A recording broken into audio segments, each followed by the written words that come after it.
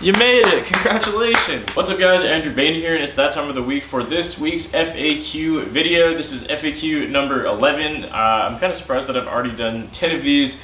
Wasn't sure how this was going to go since I didn't know if my channel was like big enough to warrant doing FAQs, but you guys have lots of questions, so I'm going to keep doing these. As usual, before we get started, I want to just let you guys know if you want your questions answered in my videos, just leave them in the comments below, or if you're interested in joining my Discord server, go join my Discord server, which is linked in the description below, and then you can submit your question in the FAQ submissions channel thingy. I also want to give a big shout out to my Patreon members, first and foremost. Their names are on the screen at this point in time. If you're ever interested in getting the audio downloads or the audio stems for any of my videos, or if you just want to shout it on the screen or just to donate, you can do all that on my Patreon, which is also linked in the description below. So with all that out of the way, let's get started with the first question of the day. The first question comes from Modern Mitch Luker on Discord, and he asks 666, 420, or 69.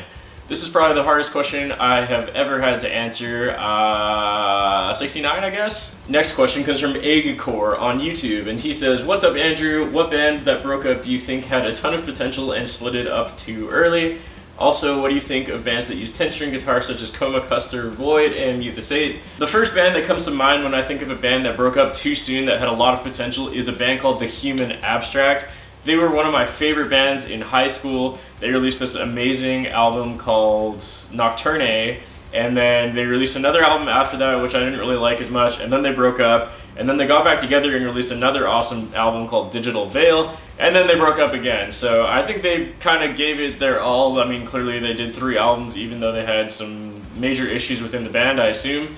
But yeah, I wish that band was still around because they wrote some amazing music and I miss them a lot. As for your second question regarding 10-string guitar bands, there are not that many of them. You mentioned 2 of them. I have heard of Coma, Cluster, Void before. It's not personally my thing, but I think they're one of the few people that have ever figured out how to actually use a 10-string guitar in a way that makes sense. It's more almost like, I don't even know what I would call it. It's not like black metal, but it's just very creepy, almost atmospheric, chaotic music, and the guy plays it super weird. He like flicks the strings with his fingers, not like playing bass like this, like he actually like flicks them or something, if I remember correctly. It's very weird. It's not personally for me, but props to them for figuring out how to use a 10-string guitar and making it actually sound good. Next question comes from Socks on Discord, and he says, "I'd like to submit one of my previous questions, opinions on doom, sludge, and or stoner metal. If you don't know much, opinions on fuzz and the not so tight gain style pedals." So I have tried to listen to doom a couple of times. I've listened to the main bands, which are like Sun O bracket or whatever they're called. I don't remember, but I've listened to a few of them, and it's just like the opposite of what I like personally. Usually when I play guitar, I'm trying to have everything be super tight and focused, whereas doom is very like droney and drawn out. And I just don't really find that appealing personally. Nothing against the bands that play doom or people that like doom or sludge or stoner metal, but it's just super not my thing. Next question comes from Brisket Dick on Discord, and he asks, favorite pickups. My current favorite pickups are the Seymour Duncan Alpha Omega pickups. I think I've answered this before, but oh well. Yeah, so I got the, oh my god, I just ruined my guitar almost. So I got the Seymour Duncan Alpha Omega pickups right here in this Fast Guitars Orion 7-string guitar. These are my personal favorite pickups at the moment, and I've had this guitar since like October, so almost a year, and they're still right up there with some of my favorites.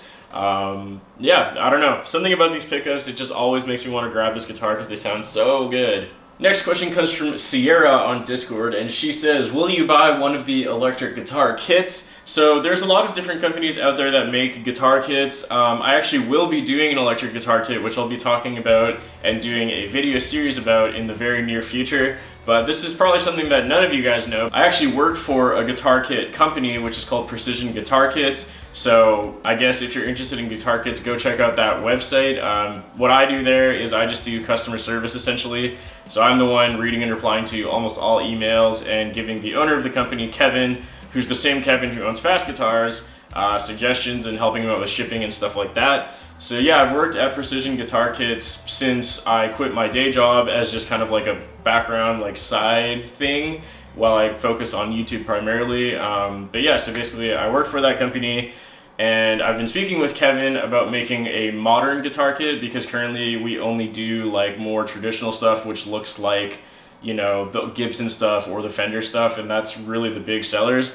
But we're going to be trying to do a modern Super Strat shape very, very soon, which also includes a 7-string guitar kit, which I will be getting sometime soon. And yes, I will be doing a guitar kit build with that. I'm actually going to get my fiance Serena to paint something on it, so it's going to have a finish that's designed by her, I guess, or not really a finish, but I think she's actually going to paint like a design on it. And then yeah, we'll see how it goes with making my own 7-string guitar with a guitar kit. So yeah, if you're interested in guitar kits, Precision Guitar Kits is the one I would suggest, because I'm very biased and I work there. Next question comes from Taylor Pyramids on Discord, and he says, how long does it take you to learn all the riffs for a tuned down video? Also, how long does it take you to film and edit these videos? So this question kind of depends on how difficult the band's riffs are, of course, but usually I don't pick anything that's too hard, to be completely honest. So let's take like the latest one I did was like Thy Art Is Murder tuned out, for example. So from start to finish, I did that entire video in maybe 5 or 6 hours, and I'd say that that's usually the amount of time it takes me to do everything for those videos, and that includes like learning the riffs, recording bass, recording guitar, filming, and editing is usually all done within about 5 to 7 hours, let's say. So yeah, usually I'm doing those like the same day that I upload them, as that's what I'm working on all day, and then as soon as it's done, boom, it's uploaded. And yeah, that's why sometimes the guitar riffs aren't 100% correct, because I do them very fast, and I also base it off of other people's tabs more or less, because if I had to learn it all by ear, then it would not be that short of a time frame. So yeah, that's how I do it, and that's how long it takes me. Alright, next up I had a lot of questions about the triangular light panels, which are in my background here. I've had these in my videos for a long time now, probably like a year and a half. This was a gift to me by my lovely fiance Serena for Christmas, and they are called Nanoleaf Rhythm lights. I get asked this question so much, and I've told people this a lot of times, so if you're looking at these lights, Nanoleaf Rhythm, go check them out. I'm not sponsored by them, they're just really cool. You can do a bunch of stuff with them, like you can like change the colors. Of course it's not going to work now. Oh, there we go. Maybe it won't show up in the video, but now they're like an orange, and now they're like a blue, and then like what is this? Like a pink, I guess, pink and purple. I don't know. It's probably really hard to see in the video because my exposure is too high and it probably mostly looks white, but in person, they are very vivid colors. It's just with video, it just kind of looks like white light, but you can see like the ambient glow on my desk and shit like that of what color they actually are. Next question comes from Dan Kibblewhite on YouTube, and he says, did you write the Rockfeed intro song that's in the background? So this is a hilarious question to me, which I've also seen a lot, is people saying that I'm using the Rockfeed song.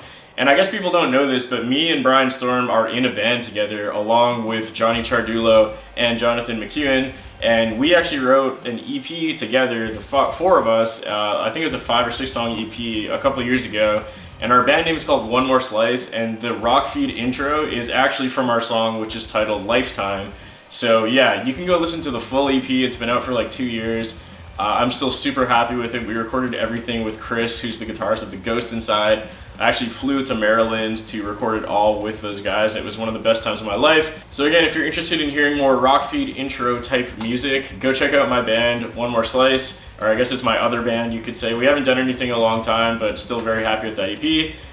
Yeah, that's where all the background music that I use and a lot of the background music that Rockfeed use comes from, because we're both in that band. Next up, I had a couple questions about Ormsby guitars from Matt Paxton and Boom Bam Smash. They just want to know what I think about them or if I'm going to buy one. Yeah, I mean, I would love to own one someday. At this point in time, I don't have any plans to buy one necessarily, but I did play a few when I was at NAMM, and I thought they were amazing guitars. The fan on them is quite extreme. I think on like a 6-string, it's like 25.5 to 27 or something like that. So it's quite the aggressive fan, but they're very well made, very cool guitars. And yeah, I would definitely be happy playing one at some point in time. As of right now, I have no plans to buy one because I don't have money to, but yeah, I've always wanted one, especially those super lime green, neon green ones that they make. I think they call it like toxic green or something like that. Those have always been really cool. I personally just really like their classic hype machine shape. That's my favorite of the bunch. The TX guitars are kind of cool too, more of like a modernized telly thing. But yeah, Ormsby guitars are pretty cool. Next up, I had a few questions about the new SlipKnot album and if I'm going to be down tuning it. So will you cover any songs off of We Are Not Your Kind down tuned?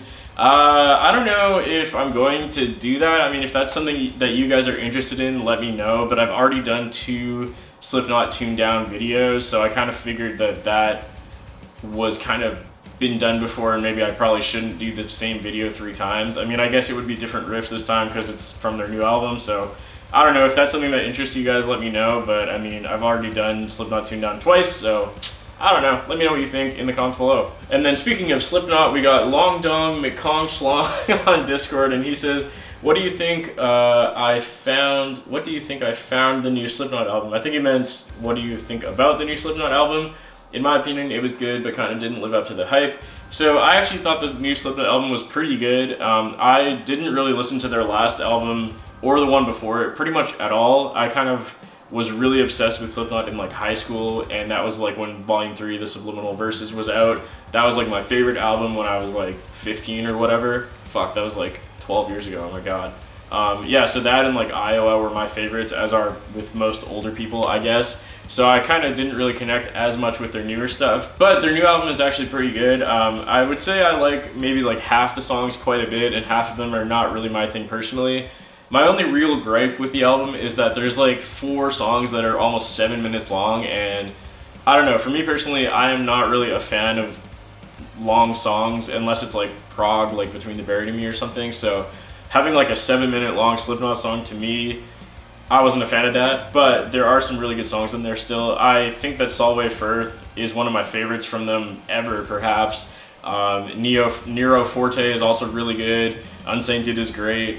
Birth of the Cruel is great. Those were kind of my favorites, which I know are basically all the singles plus Nero Forte, but still. So yeah, I don't know, like half the album I thought was really good, and half of it was not my thing personally. Like, I did not understand what was happening in that Spiders song. That was like definitely not my thing, but overall, I don't know, it's a pretty good album. The next question comes from Spirit Box. Shout out to them. I didn't even realize I was wearing their shirt. They say, we demand a full video on Travis Hijinks where you interview him and ask him why he did all these things.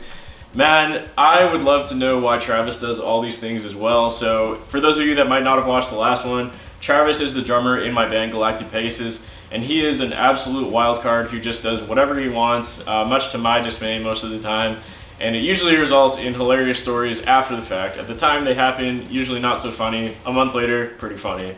Yeah, there's so many stories I could tell you about him. A very simple one for the sake of time is the time when we played at a festival called Armstrong Metal Fest. So we had got like Chinese food earlier in the day, and I don't know if you guys have ever been to a metal festival, but basically you camp and you get super drunk, and that's exactly what we were doing. So I guess our vocalist at the time, and then Johnny, who's now the vocalist of our band, they had like leftover Chinese food that they hid in the trailer for some reason. And then Johnny ate our vocalist's Chinese food, and then he came back and was like, yo, who ate my Chinese food? What the fuck? I was saving that. And Johnny just like pointed at Travis and was like, it was him. And Travis was really drunk, so he was like, oh, well, I guess I ate your Chinese food, and just fully took the blame and didn't even know what was happening because he was very drunk. And that was a funny story. Next up, we got from Llewellyn Player 2 on Discord, and they asked favorite anime waifu. So I gotta be honest with you guys, I don't really know what exactly a waifu means. I've never looked into it. My assumption is it's like an anime girl that you want to be your wife. I feel like that would be the most obvious explanation. If it's not, I'm sure you guys will correct me. So yes, I'm into anime, but I'm not like super into anime, so I don't really know a lot of the newer ones that are out. But I guess if this question is essentially what anime girl you would want to be your wife, I would pick like, maybe like, who would I pick? Now you guys got me looking up anime girls on Google to answer this fucking question, god damn it. I guess maybe I would pick like Misato from Evangelion, or Asuka from Evangelion, or like Winry from Full Metal Alchemist. Maybe? I don't know. This is a very weird question. And with that being said, we're going to end this FAQ on anime waifus. What a way to end a video. So once again, if you guys have any questions that you want to be answered in a future FAQ video, I do these every single week. Let me know what your question is in the comments below or on my Discord server in the FAQ submissions channel. Once again, thank you guys so much for watching. I hope you enjoyed these videos. I look forward to reading your questions, and I'll see you guys next time.